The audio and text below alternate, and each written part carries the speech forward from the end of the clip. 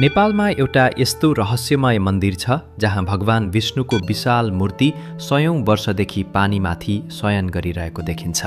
यो हो बुढा नीलकण्ठ मन्दिर, काठमाडौँको उत्तरी क्षेत्रमा रहेको नेपालको सबैभन्दा प्रसिद्ध विष्णु मन्दिरमध्ये एक। यो मूर्ति भगवान विष्णुको जलशयन स्वरूप मानिन्छ, जहाँ उहाँ ब्रह्माण्डीय सागरमाथि विश्राम गरिरहनु भएको विश्वास गरिन्छ। इतिहास अनुसार यो मूर्ति लिच्छवी कालतिर निर्माण भएको मानिन्छ र स्थानीय कथा अनुसार एक किसानले खेत खन्ने क्रममा यसलाई फेला पारेका थिए।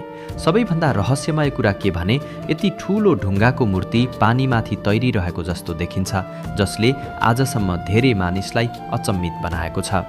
विशेष गरी हरिबोधिनी एकादशीको समयमा यहाँ नेपाल र भारतबाट हजारौं भक्तजन दर्शन गर्न पुग्नुहुन्छ। शान्त पानी, धूपको सुगन्ध, मन्दिरका घण्टीहरू र विशाल शयन मुद्रामा रहेका विष्णुको दृश्यले बुढा नीलकण्ठलाई केवल मन्दिर होइन, नेपालको जीवित आध्यात्मिक इतिहास बनाएको छ। जय बुढा नीलकण्ठ।